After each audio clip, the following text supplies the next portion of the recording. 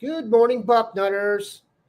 It is Tuesday, June 24th, 2025. I am Dan Rubin. This is the Bucknuts Morning 5 and Change. This podcast covers the national champions. Got a great show for you today. The dynamic duo is back. Bill Kurelic, the Dean, and Mark Porter, the Grand Poobah, are here. So you know we're talking Cruton. Lots of Cruton going on. They just wrapped up visit season. Lots of guys there this past weekend, and we're going to kind of drill down on the realistic targets going forward, as you can tell by the title. There might be a few surprise names in there. Might be a few that you wish were in there that are not, but we will get to it. First thing I got to let you guys know is our great only sponsor for today, and that is Ridge Wallet. You're not going to pickpocket this guy. Look at that. Ridge Wallet. No Seinfeld where you got that big fat wallet on your back and you end up getting back pain because you've been sitting on it. You got every bill in there. Ridge Wallet's house will have a lifetime warranty. This is literally the last wallet you'll ever have to buy. Who knows there's such thing as digital pickpockets now? Don't worry about it. Ridge Wallets have RFID blocking technology, keeping you safe from those digital pickpockets. Losing your wallet is the worst. Ridge has an air tag. You'll know exactly where it is before panic mode sets in. Not just about wallets, too. Go check it out for key cases, suitcases, and rings, all built with the same sleek, durable design. And no matter what you pick, free shipping, 99-day risk-free trial, and lifetime warranty. So for a limited time, our listeners can get 10% off at Ridge by using code BUCKNUTS at checkout. Just head to ridge.com and use Bucknuts, and you're all set. After you purchase, they will ask you where you heard about them. Please support our show and tell them Bucknuts sent you. All right, look who it is. The Dean and the Grand Poobah back on a Tuesday.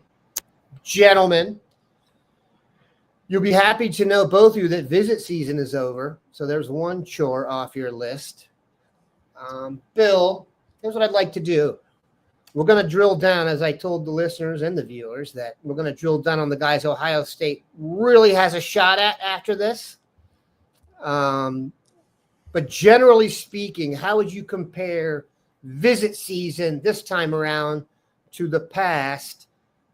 The one thing that really jumped out to me was the number of just big-time elite quarterbacks that came through. But what is your overarching vibe on visit season? Well, I would probably say pretty similar. Ohio State has brought in a lot of great prospects on official visits. And then they also have had a rush on commitments, and people complain. That seems to happen every year. But I'll keep the faith, so to speak. When all is said and done, Ohio State is going to have a top 5-6 class at worst, I think.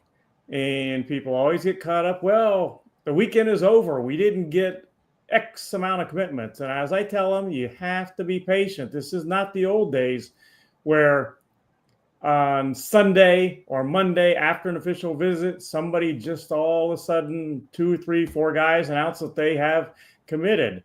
This is not that way anymore. You just got to be patient. And I think when all is said and done, Ohio State will get their share of commitments from the guys that have made official visits. Of course, they've already got a few. Favor Akey, for instance, made an official visit and committed. And, that happens on occasion. But even then, it's not usually right after the visit or right when a prospect gets home. I love those days, by the way. Those were the old days when I would call a kid on the phone and he would tell me on Sunday afternoon, yeah, I committed, because they did, social media, they couldn't announce it that way and all. Now things are a little more theatrical, so to speak, and you have to wait a little bit. And as we talked about before the show, Dan, some guys, a lot of guys actually, they line up their announcements. We already know, for instance, that Aaron Thomas is going to announce his decision tomorrow, as example. Jaquaden Guilford is announcing his decision June 27th, as is Damari Simeon. So things are, I guess you'd say, a little more theatrical in this day and age. No question. Keep in mind, one of those reasons has nothing to do with the portal. It's that everybody wants to either announce at their high school or have a specific graphic created and make a whole hullabaloo about it, which is, look, more power to them.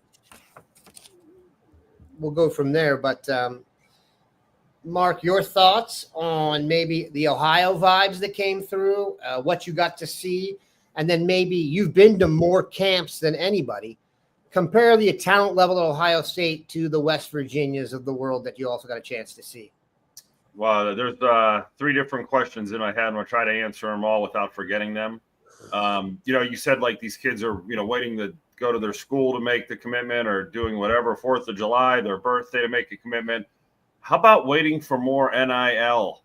How about I don't want to be the one to commit right now and realize I cost myself $50,000, $100,000, $20,000, whatever it might be. But, I think a lot of colleges are telling these kids, go do your thing and then let us know what your best offer is. And then before you commit, give us a chance to match that best offer, or give us a chance to at least, put something in the ballpark for you. So I think there may be kids, like you said, we're in a new era that have a new reason to wait along with those other reasons. How does Ohio State compare to like the West Virginias? It's funny you asked that. I was at West Virginia. Their camp doesn't draw as many 5-stars, obviously. I mean, West Virginia is going to get a couple. West Virginia is not a big state for recruiting. When you talk about Ohio having about 130 D1 kids a year, and Florida, Texas, and California having 400, West Virginia is lucky to get to double digits. They're lucky to have 10 a year. It's really not so they have to recruit nationally, and their camps had a lot of East Coast kids, stuff like that. So it does differ. Ohio State, we're spoiled, Bill. We go there and we see the freaks of freaks, the tip of the spear. Prospects you only see once in a lifetime, guys that are going to the NFL that don't even have offers. It's really a big time difference between those types of camps. Ohio vibes. I have been, Bill, humbly trying not to do a victory lap and trying not to brag, but where did everybody hear about Mason Wilt first? Yeah, he was at a T3 combine with no offers about a year and a half ago, and I came back about as excited as a player as I could ever have been. Oh my gosh, he might be better than the kid we took out of player a couple of years ago, Henry. This kid's really nasty. Well, fast forward that, Bill, I think at the beginning of the season, I went to a Western Michigan game versus Ohio State, and Mason Wilt was there, and he still had no offers. Bill and I had a private conversation when Bill was doing his top 10 for the class and said, Mark, we have this kid in our top 10, and he has no offers. Okay. So we were on an island a little bit there with Mason Wilt. He got a couple offers. I think it was like Virginia and West Virginia. And I thought, okay, St. Clairsville is not exactly on the beaten path. Maybe not everybody's getting to see what I saw. When I saw that Mason Wilt Ohio State offer come through, vindication, humble vindication. Because we do this a lot. We hate to brag and say, oh, we're going to bring you guys first and we're going to uncover guys before everyone else. But there was one where, yeah, I was really happy to see that. Ronaldo Perez, I saw him at the showcase, and we did all that showcase footage and talked about him. And we're getting you these names early. So when I saw those 27s being offered, I was very happy that I wasn't crazy was the other part of it. Now, it was a small victory lap, but it was like, boy, you were almost really wrong about a player, putting him in that ilk and it not coming to fruition. So hats off to Wilk.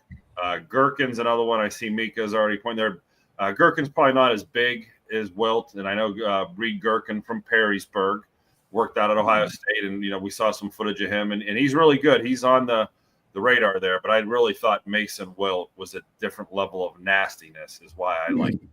Okay. So off my soapbox. Thank you. Question on Wilt now that you brought him up. St. Clairsville, for those who don't know, is a stone's throw from the Ohio-West Virginia border. And it is a West Virginia town in a lot of ways in terms of like fan support and such. Do you think Ohio State has an advantage? I mean, if you pull up Mason Wilt photo gallery, the first picture of him standing with Rich Rod. So, yeah, I don't think that's a big deal. It's probably X minutes away from his house. Go ahead. Your thoughts on that? And is that like how much do you think that'll affect his personal recruitment?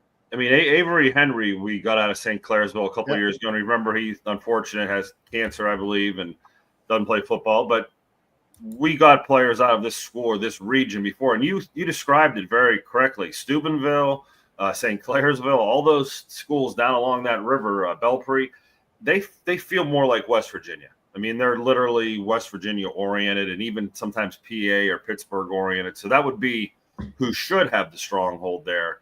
But Ohio State trumps those schools, obviously, with their national supremacy. I don't think too many people who have a Pitt or West Virginia offer choose Ohio State or choose those schools over Ohio State. And I think Ohio State was like us. They had him to their game first thing. I mean, Western Michigan might have been the second game of the year, and it might not have been the biggest game, but they were prioritizing getting that kid on campus. So they knew what we knew, and it came to fruition for him. I think he is a nasty offensive lineman. I think he's going to appreciate this Ohio State offer because I almost sensed from him that, wow, I can't believe nothing's happened. And I remember them thanking me. Well, thank you for helping us get on the map. And I remember thinking, well, nothing's happened for you yet. I don't know if I really got you on the map. So it is pretty cool story. We do this often, Bill. We find guys, and it's exciting when it all works out for them. You know who the big name is from St. Clairsville, Ohio State? Who's the big name, at least in my mind? I think of big-time guys, St. Clairsville, Ohio State. Anybody? I know the Burns brothers came out of there. No. There were brothers that came from there, Bill, and one of them mentioned Michigan on his Twitter one time, and the Ohio State fans went ape, and he ended up going somewhere else. And then he had a younger brother. Virginia. To West Virginia. The Ferns brothers, Michael Ferns brothers. Yeah, yep. I guess this is going to show my age. I'm too old for you guys. How about Tim Spencer, the running back? Wow. From St. Clairsville. I think he was around 1980, maybe, St. Clairsville. And he was a great, great player at St. Clairsville and went on career for Ohio State NFL. Tim Spencer's the guy I always think of from St. Clairsville. Father of? Evan Spencer, of course. Go watch Zeke's run through the heart of Alabama, through the heart of the South. Evan Spencer will tell you that he ran the wrong play and ended up making the key block on the run, because when you're on film and you don't know what to do, you just hit someone in front of you as hard as you can. That's what you learn in films when you're your first varsity film. Don't stand around, hit somebody, even if they're on your own team. And look, we're still talking about it. All right, Bill. I don't know if he still is.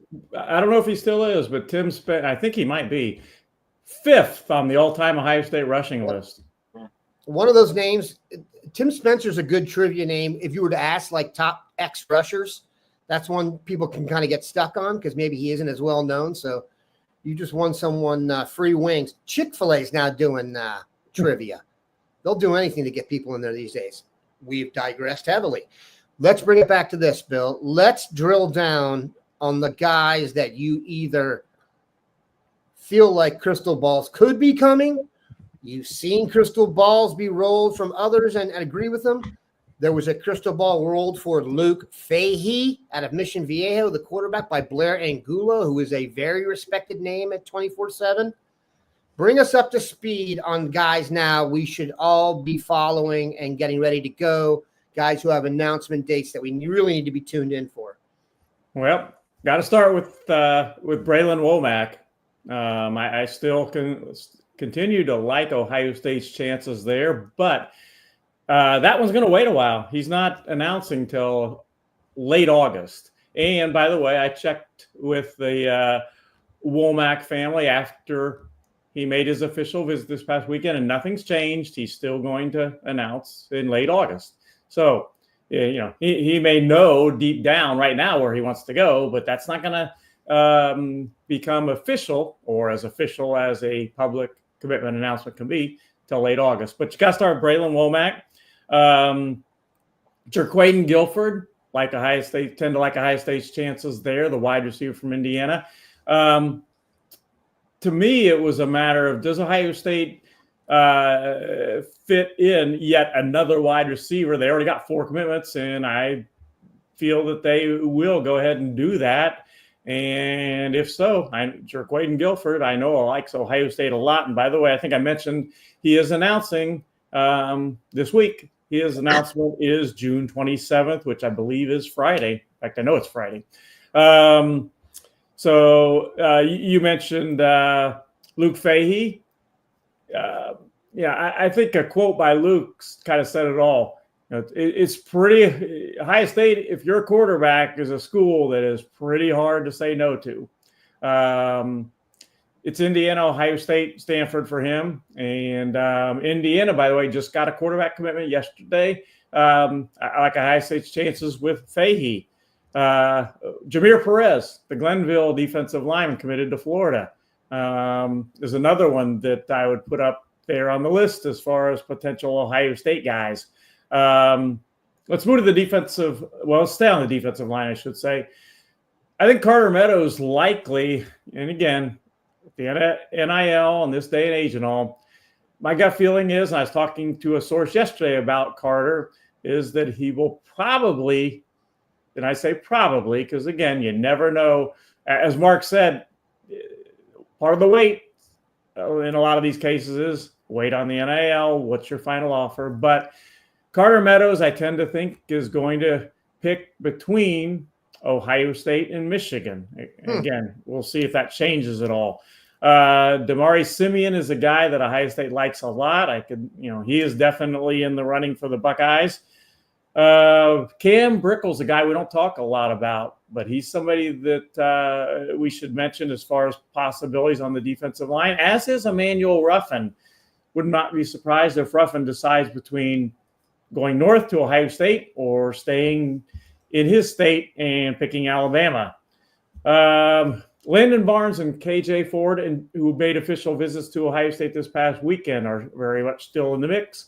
Talked to a family member as far as Landon Barnes goes, and they told me that if Landon was going to name his top group of schools right now, there's absolutely no doubt Ohio State would be one of them. You got Jackson Ford from Pennsylvania is another one, certainly. Drew Evers. Now let's move to the offensive line. Drew Evers is still out there. J.B. Shabazz, who visited Ohio State this past weekend, official visit. I know Ohio State is still a school with him. And then if Ohio State pushes and makes a real strong push for Deron Parks, I think they would probably get him. We'll see what happens there. I think I should have mentioned 2 other guys. Deuce Geralds is still in the running, and Derek Cooper is an interesting one from Florida, the running back. So those are some guys that I would bring up as far as Ohio State being in the running and it being realistic that they could end up at Ohio State. All right, which brings us to this question. We've talked about a lot of names on here, and because it's Ohio State, the list usually starts at the top. So this is a list of dudes who are very good at football. The GDP of this group could start a small country based on what these guys are going to get in NIL. Atkinson, Griffin. I want to see if I can do the name. So it's Tyler Atkinson. Help me out with Griffin. Xavier Griffin. I should have Jake Krull, Luke Waffle, Darius Gray, Felix Ojo, PJ Dean, not Trevor Ruffin, Savian Hyder, and Derek Cooper. Gary Wazalewski wants to know, are we going to get any of those guys? Cooper, like you said, is going to commit. He seems to be a Miami guy. Savion Hyder, there's rumors of an extreme payment. PJ Dean, we can discuss. Darius Gray, Felix Ojo, it sounds like what you've said is Texas. Luke Waffle, we already know, USC. Jake Krull, I guess Florida or Oklahoma has made the run. Xavier Griffin and Tyler Atkinson, are they just out of our price range, Bill? You want to hit those rapid fire? Well, Atkinson, he didn't make his official visit to Ohio State this past weekend, and he's been to Ohio State, so that's he's been there multiple times, but I don't see that one, and that one's not going to happen. Xavier Griffin, I think, is likely going to go to Alabama. I had on our message board yesterday as a VIP item that unless something changes, Cruel is not going to end up at Ohio State. We know that Luke Wafel has committed to USC. Gray, that's a little bit of a wild card where he's going to end up. I would take the field versus Ohio State there. I had this as a VIP message board post yesterday that I think it was yesterday. The one school that I am told that maybe could beat out Texas for a while for Ojo is Ohio State, but I still think he's going to Texas. Dean, Ohio State is not going after him now. Ruffin, I mentioned, I think that'll probably be Ohio State or Alabama. Hyder, NIL is a very heavy part of his decision. I would take the field versus Ohio State there right now. And I think that's about it. Very good stuff. All right. Mark's got a video up here for us. Mark, who do we got? This is the victory lap video. I'm going to play this. This is us talking about Mason Wilt as a freshman. What's really exciting is freshman, class 2027, Mason Wilt from St. Blairsville. He just looks like a caveman. He's just taking people on with his chest and stonewalling them. And boy, for such a young kid, some of you guys will remember Avery Henry from St. Blairsville. Just like that. Now, Jack Marquand, another. Okay, so that was him as a freshman, and we got really excited. And Jack Marquand, Bill, was the other guy that didn't have offers who's recently picked them up. Another video, I'm going to change videos here for Dan.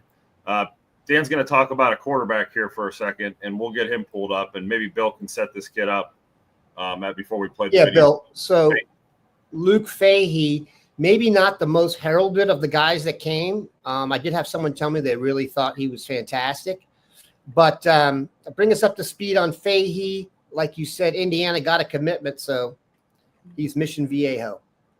Yeah, he is. I think the knock is definitely not productivity. He's been very productive at a good school against good competition. The only question mark to some would be size. He's 6 foot. He's about 190 pounds. So that's not huge for a quarterback, but he is a good quarterback. And you can't tell me that 6 foot, 6'1", 6'2" quarterbacks cannot get it done.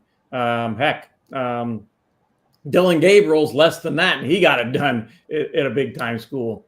So Luke Fehee does have it down to Ohio State, Indiana, and Stanford. And I agree with Blair Angulo, and Blair knows these guys on the West Coast as well, or better than anybody, that Ohio State is the favorite right now for Luke Fehee. And I think I was on a couple radio shows yesterday, and one of them was late in the day, actually early evening. And I mentioned kind of a little breaking tidbit, because Luke had told me this right before I went on that radio show, that after I talked to Luke right after his official visit on Sunday, he said he was probably going to take 2 to 3 weeks to decide and announce. Yesterday, late in the day, he told me differently. He said, I'm thinking I'm going to probably know my decision and likely announce it by the end of the week. I'm just speaking for myself here. When I hear that, that leads me to believe he got a call in the afternoon. They're like, hey, dude, you want to come play at Ohio State or not? And he was like, I think I do. And my guy's coming to Ohio State. Now, look, I don't base that anything on tea leaf reading, and I'm comfortable with it. But Dan, that is perfect. That's exactly in a microsecond the thought that ran through my head. One of my offers is different than all the other offers. One of these offers is scaring me that it might not be there sooner than later. And I've upped my timetable. Those are some traditional tea leaves that we've been reading for 20 years, and you don't see them like that very often. But my man's feeling the pressure. Hey, there's worse things to do than have Ohio State lean on you to commit as a quarterback. Shed no tears for young Luke Fehee. Looking forward to seeing him. Boy, we're getting the California hook there going too. You're talking from CJ to Edmonds to Fehee. Go ahead, Bill. One thing that people forget sometimes, and I've long said this, people tend to forget the guys that you got early. They only focus on what's going on right now. Like I've seen on our message board, Ohio State's not getting, and I see a question here about it. Ohio State's not getting any big targets, for instance. It's Emily's fault, Bill. Emily's got to be more optimistic. Yeah, look at the people forget Chris Henry Jr. committed to Ohio State. That is a huge target. Blaine Bradford committed to Ohio State. Caden Dixon-Wyatt, Sincere Johnson. How about Sam Greer and Max Riley? Those were the top of the board type targets on the offensive line, along with Ojo. Ohio State's got already some big targets, and they've continued to add to them. For instance, Sincere Johnson. He was a big target, and he got a commitment from him recently. And I still think I like their chances with Womack. So Ohio State is doing just fine as far as getting guys they really want. They're not getting everybody. Nobody does. But they're getting a lot of good players. Bill, I had to look this up segment. I call this the Jalen Marshall effect. Jalen Marshall was a phenom in Ohio, and it's all anybody could talk about. He committed early to Ohio State. By the time the class came around, no one even remembered he was committed. And if he wasn't, they would have freaked. So I think you make some really good points there. Mark is going to show us a little something here. One sec. I am. No. You're gonna answer this question. Okay. Yeah. I was like, I need to. Oh, Mark. When you get D's got it right. That's because we listen to the daily hype. Come on, Gary. You got to be able to differentiate between hype and what's real to some extent. These guys are visiting lots of places, and I don't think we're trying to lead you astray. But I want to talk about an Ohioan. Hold on a sec. Mark, what's the scoop on this Winton safety who committed to Bama? Never heard of him. I have his name pulled up. Rahiel Kelly. I don't want to butcher his first name. Rahiel, Rihyael Kelly. Yep. Winton Woods, 6'3", 185, 190. 185. So he flipped from Rutgers to Alabama. His offer list is mostly MAC schools. Yikes. MAC schools and West Virginia and Vanderbilt, basically. Your thoughts? Yeah, I didn't have him as my highest grade. As a safety, he's not a very high grade. He's a good safety. Where I think this is headed is linebacker, and he'd be a more explosive linebacker. And if you remember, Winton Woods just sent another player to Alabama last year. Bill, if you could refresh us on his name, the linebacker that just Justin Hill. Justin Hill, and we love Justin Hill. He is not Justin Hill, but he could grow into what Justin Hill is going to be, that outside linebacker, pass rusher with speed.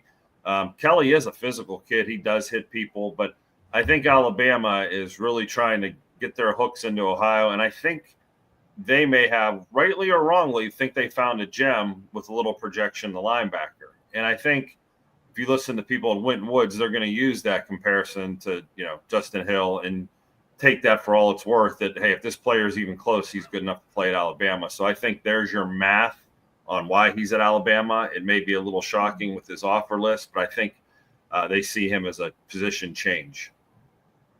Bill, your thoughts? Was he on your radar? Not as an Ohio State guy. And, when Ohio State is not actively pursuing guys, for the most part, if they had been on my radar, they kind of stay in my mind, but I don't really, to be honest, worry too much. And that's not to put guys down. It's just my job is to cover Ohio State. Gotcha. All right. Let's see if we have any more questions here. Mark, is this an ambush? Cooper Newman, quarterback out of Sevier County High School, has he been invited to an Ohio State camp? With the camps being over, if he has, he would have been there, right. And we didn't see him. And that's not an Ohio school, but yeah, I haven't heard that name. And boy, you said it a few minutes ago, Dan, how many quarterbacks have we offered in the last, 2 weeks, 3 weeks? I mean, it's an insane amount. And the same thing with offensive linemen, Bill.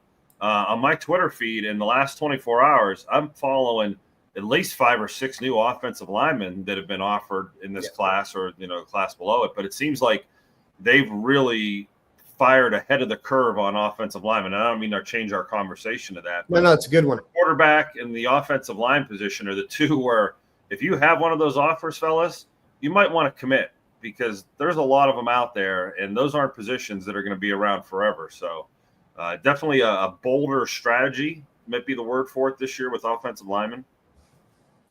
Far be it, I want to talk about that. Let's go over in detail all the offensive line offers that have been doled out in the last day or so, and we'll get into that. But also, people need to really chill. This is ridiculous. Would you rather be at West Virginia or even Penn State or those? Let's go look at the recruiting rankings. I mean, Ohio State's still up there. Their average per recruit is up there. There's only a couple other programs that already have 2 5-stars committed. They're going to finish in the top 5.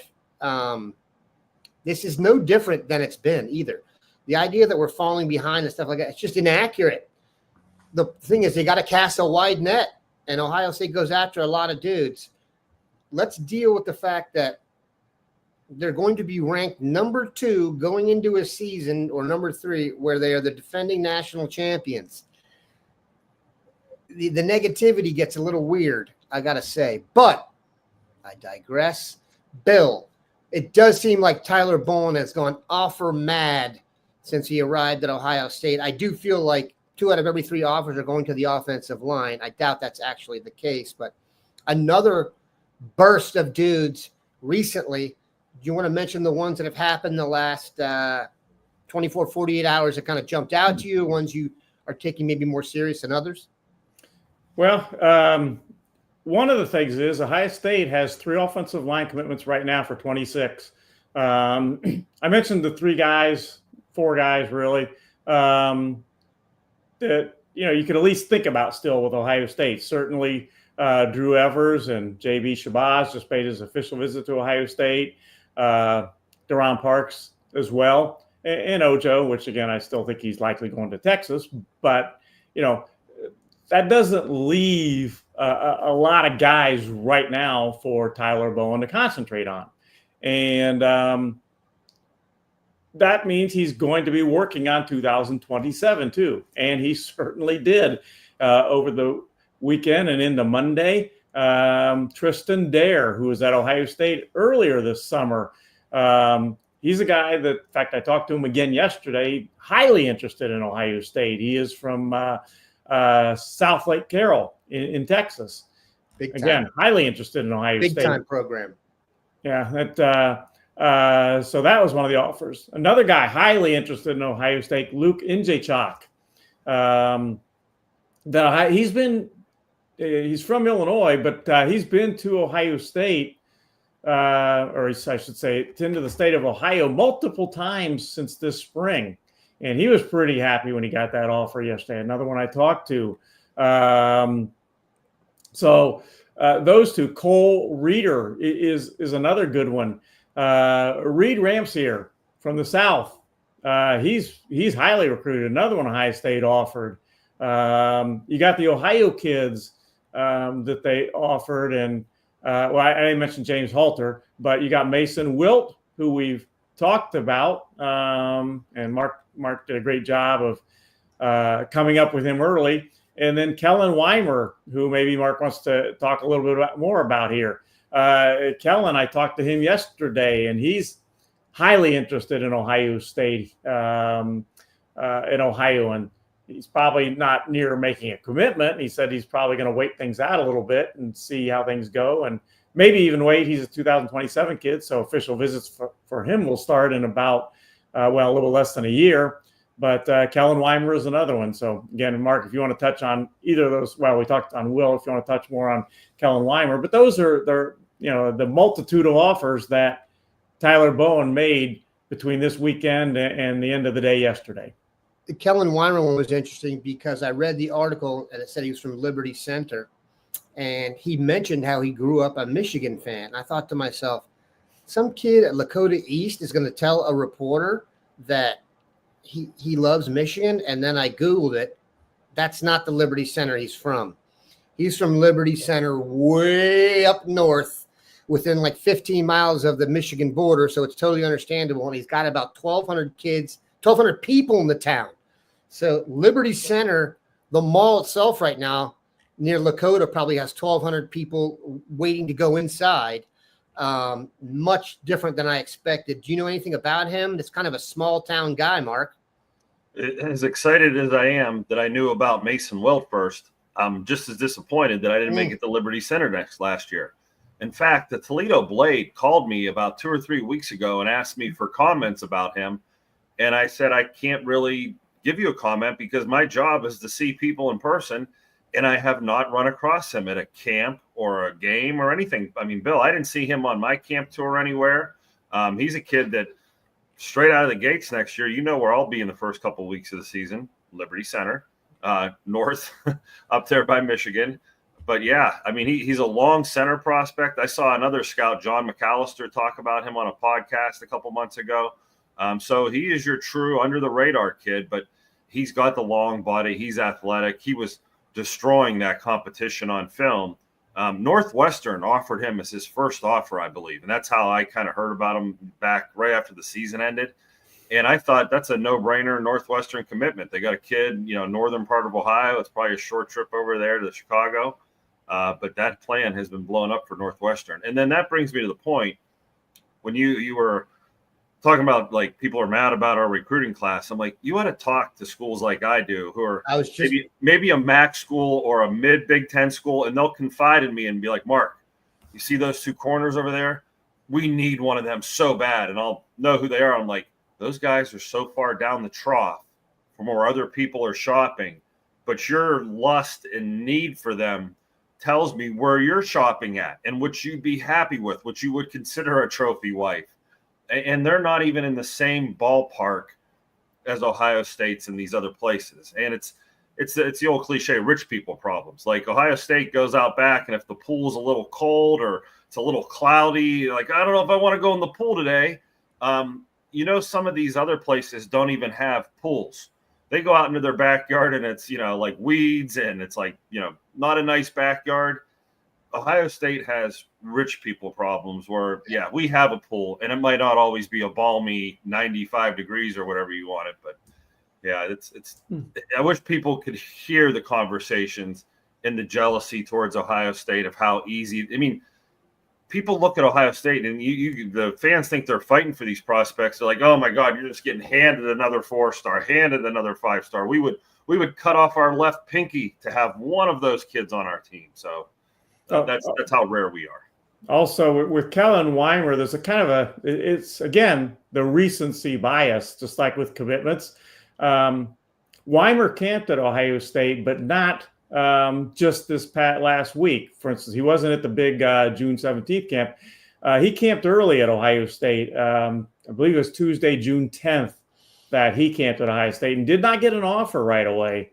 But what Ohio State does, if you go to Ohio State camp, you're going to see somebody there with the top guys filming those guys. They have a good group, the top group, so to speak, of each position, and you'll see a guy filming those guys. And they go back and watch that film, and they look at it and they say, well, this, they evaluate things, and this guy's really well. They evaluated Kellen Weimer, and then a week and a half later, or whatever it is, I think that's about a week and a half, they go ahead and offer him. So again, it's kind of recency bias that he didn't get offered right away, but then they evaluated it and did offer him. So he's a guy that's been to Ohio State, and as you mentioned, though, Dan, he also is from up close to the Michigan border. So could end up being a pretty interesting situation there. Yeah, for those of you who don't know, I'm sure most of you do, Toledo and that upper crust there, the blue bleeds into there a little bit. You got people on the border who are truly conflicted. Some choose the right way. Some choose to be, contrarians. It's like the guy, when you see the guy with the Michigan sweatshirt and matching sweatpants in the mall, and you think to yourself, that guy is just stick in the eye, contrarian guy. Things went wrong for him early on, and he's tried to live a more notorious lifestyle. But we digress. And yes, it is hot in not the DMV. Boy, my guy said 107 in the DMV today. That is unacceptable. I hope that's just heat index and not the actual degrees. And even Houston native Devin Sanchez has let his mom know it can be hot in the Buckeye State, and he's probably getting the worst of it right now. I'm sure he's well ready for that, because Texas, now that is heat. We can't match them for heat. Hopefully we can match them in the NIL department for a few recruits. We didn't even talk about Felix Ojo. All right, Bill. Will anybody commit by the time you get back on the show on Thursday? I don't rule that out. Luke Fehee, for instance, he said by the end of the week. Well, that could be the end of the week, or that could be today, for instance. As an example, Aaron Thomas is announcing tomorrow. I think that one's going to go Texas A&M. Max Suter is announcing on Thursday. I think that's not probably going to go Ohio State's direction. Ohio State has faded a little bit in that one. Then again, Guilford, we talked about Guilford, is announcing on Friday. That's certainly a very realistic possibility. So yeah, there's guys out there. And, what about Jameer Perez? I still tend to like the chances that he flips, but he hasn't really said anything about when, what he's going to do next, for instance, and when it might be. I guess technically he could do nothing next and just stay with Florida, at least for the time being, or all the way to signing day. But he's another one. So yeah, at this time of the year, I'm always trying to be ready and looking as far as possible commitments go. They don't call him the dean for nothing. He's ready. We will be here with bells on regardless of what goes down. Appreciate everybody stopping by. Have a good one.